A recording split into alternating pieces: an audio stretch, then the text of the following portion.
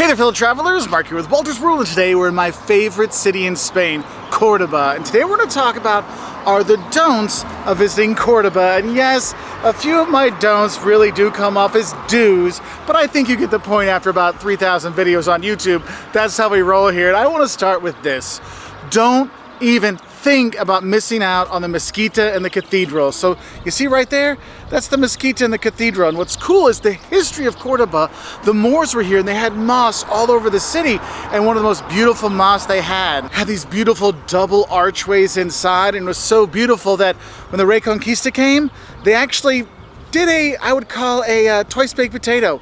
They took the Mosquito and they dug out the center part of it and then put a cathedral in the middle. So the cathedral that's there is actually in the middle of the Mosquita. And when you go there and you walk around with the double arches from the old mosque, I mean, it is truly an incredible sight. It's why I fell in love with architecture when I traveled, because when I went in there the first time, I was like, oh my God, this is amazing. Like, I'm getting goosebumps remembering the first time I went there. And that's why you have to go when you're here.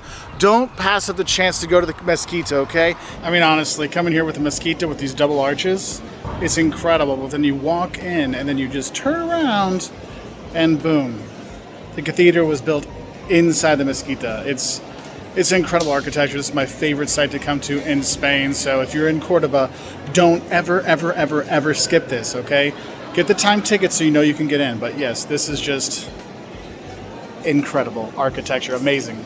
Well worth it, but don't forget, you do need to book your tickets. They have time tickets because it gets so full. So you can go online and book them. They're usually at half-hour intervals. So do that before you come so you know how you can plan your day when you do come here to Cordoba, because the Mosquita, you gotta come here. And also for that, don't forget, you can pre-book your tickets. Now, if you're here in low season or shoulder season, you can go and get your tickets at the ticket office and go in pretty much any time.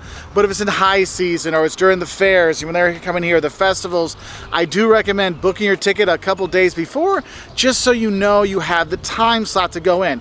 And once you go in, don't worry about it, you have all the time you want because it's so gorgeous, but you do have a time slot to actually get in there, okay? Now, when you're there, you see the tall tower? Don't forget, you can actually climb the tower as well. It's a bit high up there, but you do get some good views from the city.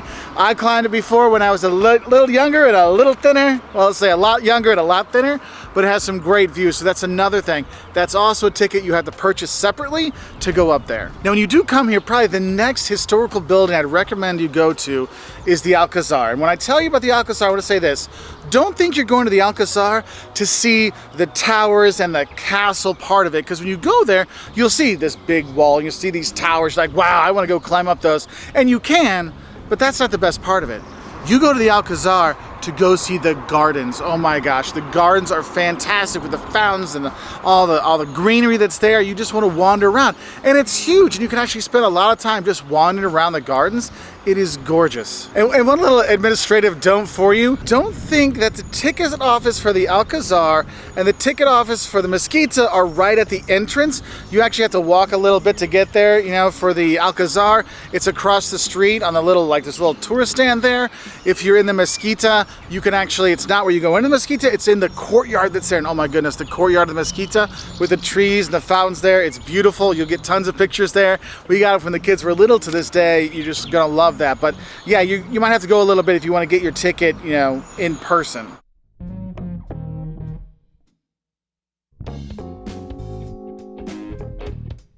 And your Mosquita Cathedral ticket, don't think it's just for the Mosquita and the Cathedral. It actually gives you entry into a bunch of churches. The Fernandinhas churches around town, you get to go in there and visit them, and they are gorgeous inside. Here's the main one to check out. The inside with the golden altar is just incredible. You can go there for masses too if you don't want to buy tickets. You can go in there for a service. But honestly, the churches around town that you can visit are incredible. So don't just use the Mosquita ticket for the Mosquita. Make sure you go around and check out the other churches as well, because they are gorgeous. And the thing is, when you come here, I want to warn you this. If you're going to come in the summertime, do not mess with the heat here in Cordoba. It gets extremely hot in the summer. We're talking, 40 Celsius, over 100 Fahrenheit, and the sun. And here's the thing. You'll see where it says, oh, it's going to rain today. 87% chance of rain. That could be like a sprinkle, and that's it. okay? Because that sun will beat down on you and you will get overheated, you'll get super hot, sweaty, oh. So make sure you're staying hydrated, you've got a hat, your sunblock, because it will make a difference when you are here. Because honestly, Andalusia in general in Spain gets so hot in the summertime, you gotta be safe.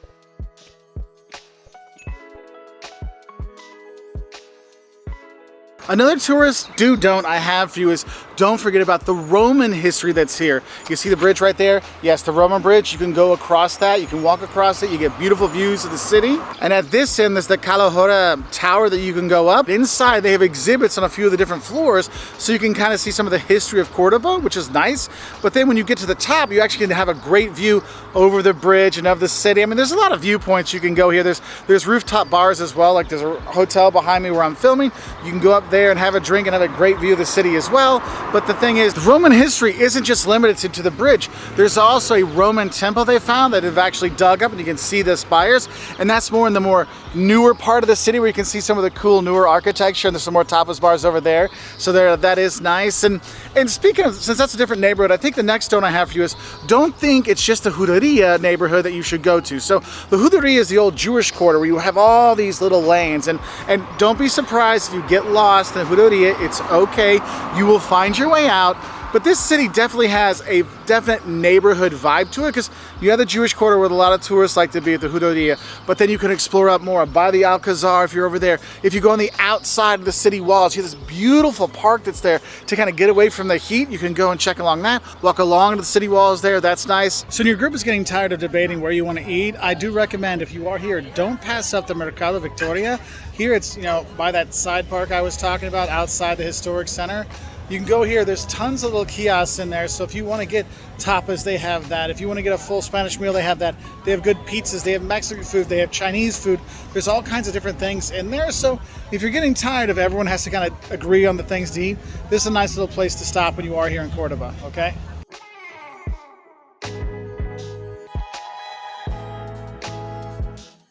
And when you're walking around, especially the Juderia and the more historic center part, I will tell you this, don't think the taxis will slow down for you. Okay, if you see taxis coming down narrow lanes, it's your job to get out of the way. So you might be stepping into someone's garage, or stepping into one of the patios, or stepping just like this on the side. It does have that, so do be aware of it. And speaking of those patios, oh my goodness, don't pass up the chance to go into some of those patios, because they're restaurants, they're cafes, sometimes they're for show. In May, there's actually a festival to kind of show out the patios here in Cordoba. It's a really popular thing. You'll see it around town where restaurants will promote, we have a patio, you can eat it, and it is just one of those things you should do when you're here. And whether you're eating at a patio or any other restaurant or cafe, I gotta tell you this, don't think that cold soup they're eating is gazpacho, because it's not. Here, it's salmorejo. And salmorejo, what it is, it's more of a thicker tomato soup. Think of like tomato cream soup. That's what salmorejo is more like, whereas gazpacho is more like a tomato juice kind of soup. And when you have it, it's very thick, and they might put, ham in there, and they might put, hard-boiled eggs. But the thing is, the locals love it here. And in the summertime, with all that heat, I want to tell you that salmorejo, it really does hit the spot. But if you want the really, really Cordoba stuff, like the kind of things you go to other towns, they make sure they say it's Cordobés, so people know it's the Cordoba version of it, you have flamenquín. And if you're not sure what that is, it's going to look like a big, I guess you'd say, cigar, or maybe it's going to look like a big chimichanga fried if you're from the US. But what it is, it has pork, like a pork steak kind of thing, a pork fillet. They cook that up, they put ham, they put cheese in there. There's different versions of it, but then they roll it up, bread it, and then fry it, and they serve it to you with french fries and some mayonnaise. It sounds like it's going to be unhealthy, and it might just be, but they slice it. It's got this nice roll to it. You might dip it, or you might just eat it with your fork and knife, or however you want it, but that is a local thing here. I mean, that is something that they take pride in. When you see it says Cordoba specialties, that will be on the list. And don't think that's apple in the pastel cordobés, because it's actually squash. It's like spaghetti squash in there, so it's like puff pastry, squash, puff pastry, cinnamon sugar on top. It's really good. But don't think it's apple, okay? Because you'll think it is, but it's not. There's a couple other things as well. You might see oxtail or rabo de toro, like bull's tail. They have that, which basically has the little, the bone, and then there's some meat on there. That's a really popular thing here. And anytime you see stuff like in salsa, it means it's stewed. So you might have cordillera, which is the cheek. pork cheek, which is actually really good. You could have that here, but I mean, when you're in this part of Spain, anytime you can get like anything pork Iberica, you're gonna be fine when you're here. So don't pass up on that because you can eat well here. But for my vegetarian friends, don't think those are fries you see people eat. Now, berenjenas or eggplant is what they're serving, and sometimes you'll get it served where it's actually diced up and it looks like French fries, and they batter them up, fry them, and then they put honey and basically, I mean, molasses on top. It is so good. Some restaurants, they just square it up or chop up the eggplant and fry it and do that. But the time is when it looks like it's French fries. That's the funnest way to eat it, but that's one thing. My goodness, all the people I've been with here have loved it when we've been here. And I guess as I'm talking about the food, I should talk about the drink as well. And here, don't be surprised if your wine is sweet, because they love Pedro Jimenez wine. And it's a sweet wine, it's a sherry, right? And so that's a very popular drink here. Sometimes what you can do is you can get it in a 50-50 or un 50. One of my Irish fans that was here made sure I had it when I was here. Thank you for that. And what it is, it's half that Pedro Jimenez sherry, like sweet wine, then half normal vino. It actually is pretty good. And one thing I want to say, whether you're having tapas, you're going out to eat, or wherever you are, don't be afraid to talk to the people from Cordoba, because I have found for Spain, which is a very, very friendly country, the people in Cordoba are some of the friendliest ones you can meet. Even with all the tourists that come here, the waiters are still going to help you, the bartenders are still going to help you, the servers, the hotels. I mean, these are some of the nicest people in Spain, so this is your chance to really get to know some people. And don't be afraid to ask your waiter, what should I have? What goes with this? Because I had the pastel de Cordoba, the pastel Cordoba base, the Cordoba pastry, and I was like, oh, can I get a 50-50 with that? He's like, no, it's too sweet. What you want is you want the Pedro Jimenez sweet wine to go with it. I'm like, oh, okay. And they were very friendly with it all. So please do not pass up the chance to enjoy meeting some of the locals here.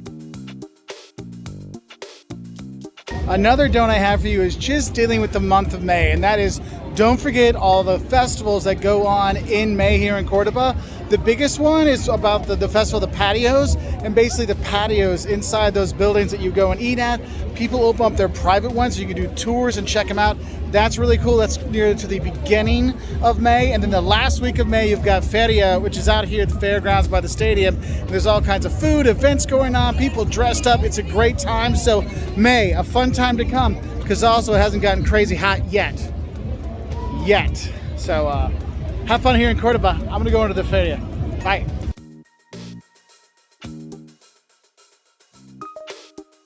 Now, another don't I have for you is don't use Cordoba as just a day trip destination. I've seen a lot of tourists that only come here for the day. They take the 45-minute AVE train from Sevilla, or they take the hour-and-a-half train, from Madrid to come in here, and they spend the day and leave. And for a tourist that's here, it's great because you have the city to yourself, and the lights are on all night long, so you can go and enjoy this city till the late night. I mean, it's Spain, everything goes late, but you can really enjoy the city, go around. But honestly, don't just think this is a day trip.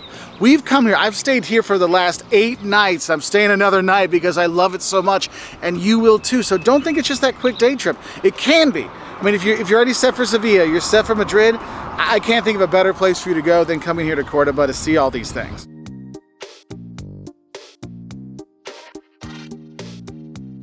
Another don't I have for you, don't just stay in the Huda and that historic part right by the Mosquita, or just staying on the bridge.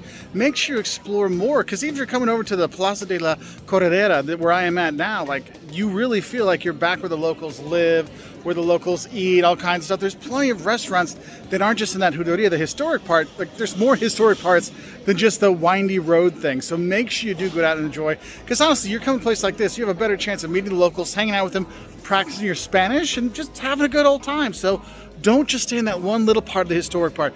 Go explore more of the city. Honestly, don't forget to explore some of the other neighborhoods. It's not just the Huda and the Mosquita. You want to get out and see some of the other neighborhoods. We're up here at Plaza de las Tendillas, and it's just gorgeous. Now you have more of the modern-looking architecture. Yes, you have some nice fountains to run through on those hot days, but you have some beautiful architecture here that you can check out. Also, if you want to do your normal shopping, not tourist shopping, one of the main shopping streets right off this plaza. So it's actually a nice place to be. We've actually stayed here a couple times over the years, right down that street there. So you do have that option. So don't think it's just the Juderia, okay? Don't think it's just right by the Mosquita. This city has so much more to offer. That's why it makes it a great place to stay, because you can do your normal shopping, you can do history, you can have fun, and have a good time when you're here. So let's go back to some more don'ts. because either just go into the city center to do your shopping, because yes, there's a Corte Inglés here you can enjoy as well, or we go to San Andres. I mean, there's just so many different places you can go that will get you away from where the tourists are to really get where the locals are, because this is one of those cities that has a strong culture center, but the locals enjoy it as well, which is something that I think all tourists can really appreciate. And that's why I really love this place, because you really do get to learn more about Spain, get to learn more about the people than a traditional like Barcelona or Madrid, where you're going museum, church, museum, church. No, here the people are integrating with you, you're crossing their paths, you're having a great time. So I hope this got you excited to come here to Cordoba. Don't pass it up, you will not be disappointed. Anyway, if you want to learn more, maybe the eats of going to Cordoba, some of the other don'ts in different places around Spain, check us out on our website at woltersworld.com. And I'll say bye from here in Cordoba, Spain, my favorite city in Spain. Mi ciudad favorita de España. Hasta luego. Oh yeah, and don't say adios here, you say hasta luego. FYI.